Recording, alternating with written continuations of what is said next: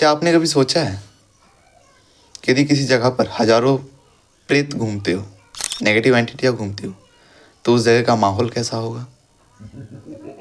लेकिन ये आपने कभी सोचा है कि यदि एक प्रेत हो, नेगेटिव एंटिटी, और वही हजारों के बराबर हो? ये काफ़ी सुनने में वियर्ड लगता है, लेकिन ऐसे केसेस आए हैं जैसे कि जो ब्रह्म राक्षस होते हैं, जिन होते हैं, वो लाखों करोड़ों नेगेटिव एंटिटियों के सरकार होते हैं, जैसे कि उनके फादर स्वरूप। तो ऐसे ही कुछ स्टोरी हमारे सामने आई है जो कि झारखंड स्टेट की बोकारो डिस्ट्रिक्ट की है। आपने ज़रूर से ज़रूर रसियन कॉलोनी का नाम सुना ही होगा। यदि आप झारखंड के हो तो रसियन कॉलोनी के बारे में जानते ही होंगे, और यदि आप अदरवाइज स्टेट के हो तो मैं आपको रसियन कॉलोनी के बारे में बताता हूँ। तो जो रसियन कॉलोनी है ना, वो झारखंड के एक डिस्ट्रिक्ट बोकारो की है।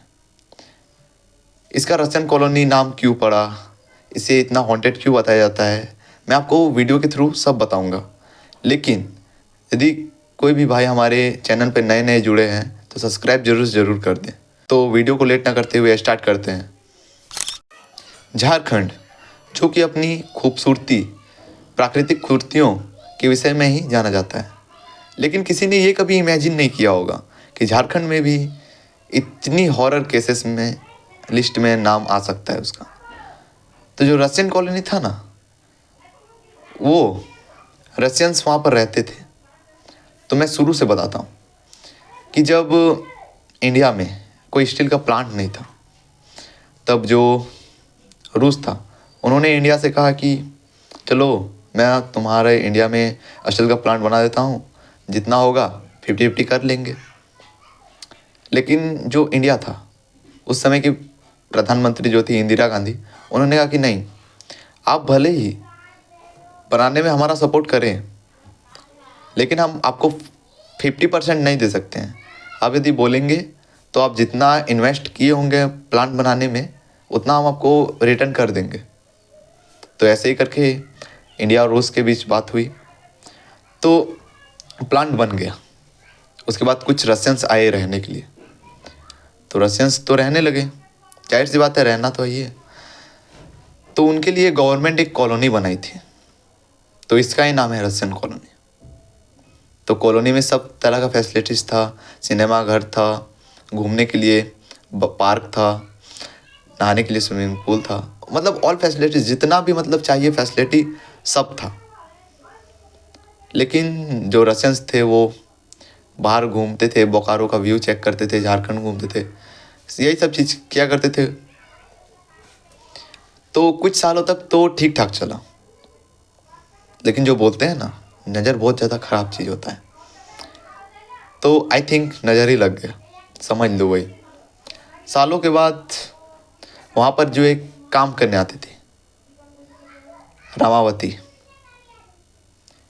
किसी कारणवश सिलेंडर के फट जाने के कारण उसकी बहुत दर्दनाक तरीके से डेथ हो जाती है, मर जाती है वो। तो जो रशियंस थे उस समय बाहर घूमने गए थे, जस्ट वही काम होगा उन लोग का, बाहर घूमने का, व्यू चेक करने का, तो बाहर घूमने गए थे। तो जैसे ही वो बाहर घूम के आए तो देखे कि चारों तरफ आग की लपटें हैं, फायर ब्रिगेड को बुलाया गया, पूरा मतलब आगों की लपटों को कम किया गया, बंद किया गया आग के प्रेशर को। फिर देखा गया कि रामावती की डेथ हो गई है, बहुत बुरी तरह की वो जल गई थी। तो फिर उन्होंने सोचा कि रिपेयरिंग कर देते हैं, तो उन्होंने इंदिरा गांधी जी को बोला, कांटेक्ट किया उनसे, रिपेयरिंग भी हो गया। फिर उन्होंने रहना शुरू कर दिया वहाँ पर। लेकिन कुछ दिनों के बाद उन्हें भी ठीक नहीं लगने लगा यहाँ पर रहने। उन्होंने ये तक बता दिया था कि जैसे कि हम यहाँ पर रहते थे ना, तो ऑटोमेटिकली जो प्लेटें हैं वो गिर जाती थी, कोई खाना बनाने लगता था, ऐसे ही बहुत सारे मतलब अजीबोगरीब चीज़ होने लगी। तो रशियंस ने भी समझ लिया कि यहाँ रहना ठीक नहीं है हमारे लिए, तो वो भारत छोड़ के चले गए। तो जब सब रशियंस छोड़ के चले गए तो रशियंस कॉलोनी तो पूरा खाली हो गया, आसपास कोई नहीं जाने लगा उसके। तो कुछ सालों के बाद यहाँ का सीन दिखाया गया है। कुछ सालों बाद यहाँ का व्यू चेक करने के लिए, जब ये खंडहर का पोजीशन पे था, तो यहाँ का व्यू चेक करने के लिए 4 दोस्त आए थे। मैं उनका नाम बताता हूँ। मैं उनका रियल नाम तो नहीं बता सकता, लेकिन अपने से क्रिएट करके मैं अपना उसका नाम बताता हूँ।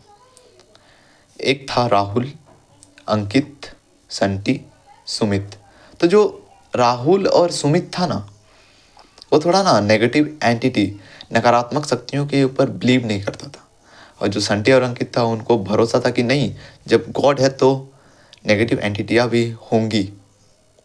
कभी उन्होंने देखा नहीं था, लेकिन होंगी, मतलब बिलीव तो वो कम से कम करते थे। तो उन्होंने एक दिन डिसाइड किया, राहुल जो कि थोड़ा भरोसा नहीं करता था इन सब चीज़ों पे, और वो सुमित भी नहीं करता था, तो उन्होंने एक दिन डिसाइड किया कि हम लोग रशियन कॉलोनी का वीडियो ब्लॉगिंग करनी चाहिए। तो उस समय तो सभी डिसाइड कर लिए कि हाँ चलेंगे चलेंगे। लेकिन बाद में फिर जो अंकित और संटी था, जिनको नेगेटिव एंटिटी ऊपर पूरा भरोसा था, जब उनको पता चला कि ऐसी ऐसी घटना घटी है, तो उन्होंने सुमित और राहुल को समझाया कि नहीं जाओ भाई, हमारे साथ बहुत गलत हो सकता है। फिर भी वो नहीं माने कि ऐसा चीज़ ही नहीं होता है, मज़े में ले रहे थे सब। तो उन्होंने फिर डिसाइड किया कि चलो 10 के 11 बजे मिलते हैं वहीं पर रशियन कॉलोनी में। सभी ने डिसाइड किया हाँ मिलते हैं चलो। लेकिन कहीं ना अंकित और संटी को डर था बहुत ज़्यादा कि कुछ हमारे साथ गलत ना हो जाए। फिर भी वो कुछ नहीं बोल सकते। जिद में, जो आदमी जिद में ना कुछ भी कर सकता है, ये बात रियल है। सभी 10-11 बजे मिले वहाँ पर रशियन कॉलोनी। ज़्यादा उन लोग का एज भी नहीं होता होगा, 18 से सब लोग नीचे ही थे। तो मिले सब लोग। तो वहाँ पर जब वो एंटर करने लगे ना, तो काफ़ी सारा जो कुत्ता है ना, रोने लगा। मैं आपको फिर एक चीज़ बताता हूँ, जब कोई कुत्ता रोता है ना, तो वो ऐसे ही रीजन से नहीं रोता है। जब कोई नेगेटिव एंटिटी को वो देखता है तभी रोता है, या फिर उसको आप मारेंगे तभी रोता है। तो उस समय तो कोई घुसता भी नहीं उधर, तो कौन उन कुत्ता को मारेगा। तो पूरा रोने लगा। तो जो संटी था वो तो थोड़ा डरपोक टाइप का था, संटी, और कि थोड़ा डरपोक टाइप का था। उन लोगों को तो मतलब डर सा पूरा घेर लिया था। पहले उन्होंने मतलब ना जाने वाला डिसाइड किया था उन दोनों ने, लेकिन उनके जिद के कारण उन लोग घुस गए। तो घुसने के बाद उन्होंने देखा कि पूरा चारों तरफ अंधेरा है। सब लोग अपना फ्लैश जलाया, चारों के पास तो फ़ोन था। फ्लैश जलाया, सब लोग अंदर घुसा, तो देखा कि ना एक सिनेमा घर, तितली घर भी उसको बोलते हैं, पूरा जल के राख हो गया है। सबसे बाहर में है, जल के राख हुआ है, पर टूटा फूटा कंडीशन में। तो काफ़ी उनको मतलब उतना कुछ नहीं लगा। लेकिन जो थोड़ा राहुल था ना, उसको थोड़ा मस्ती सूझा। उसने रशियन कॉलोनी में थोड़ा ईंट उठ गिरा था, जैसे खंडहर टाइप का था, तो गिर ही गया होगा। तो ईंट उठ गिरा था, उसको उठाकर फेंकने लगा इधर उधर। तो जो संटी और अंकित था, बोलो नहीं करो भाई नहीं करो, किसी के नेगेटिव एंटिटी को छेड़ना यानी अपना मौत को दावा देना जैसा है। तो उसका बात उन्होंने नहीं माना, अंकित और संटी का बात। तो उन्होंने ना एक चीज़ फील किया कि उनके पीछे ना कोई चल रहा था धीमी धीमी कदमों से, छम छम छम, मतलब पायल की आवाज़ आ रही थी। उसी समय संटी और अंकित को पता चल गया कि हाँ। फिर भी राहुल को बिलीव ही नहीं हो रहा था। उसको लग रहा था कि कोई हमें डराने की कोशिश कर रहा है। फिर भी राहुल को बिलीव ही नहीं हो रहा था। तो उन्होंने आगे बढ़ के चारों तरफ देखा, उसका व्यू काफ़ी टूटा फूटा था। फिर उन्होंने स्विमिंग पूल की ओर चल गए हम लोग। तो जो संटी और अंकित था, उन्होंने तो पहले ही डिसाइड किया था कि हम लोग नहीं जाएंगे, और जाएंगे भी तो तैरेंगे नहीं, नहाएंगे नहीं वहाँ पर। तो जो राहुल था वो डुबकी लगा गया कपड़ा पहने ही, और सुमित भी उसके पीछे पीछे चल गया। और जो संटी और अंकित था वो वहीं से उनको दिखने लगा। तो कुछ देर तक तो उन्होंने पूरा मस्ती किया, उन लोग को बुलाया अंकित और संटी को, तो उन लोग तो नहीं जा रहा था। तो उन लोग जैसे जैसे तैरने लगा, तो उन्हें ना संटी और अंकित को भी कुछ मन करने लगा कि चलो चलते हैं, ऐसा चीज़ इन लोग जब ऐसा कर सकते तो हम लोग भी कर सकते हैं। जैसे ही उन्होंने उतारा अपना कटोरा, तब देखा ना कि जो सुमित था और राहुल था, किसी को ना अंदर से उनको खींचा जा रहा है।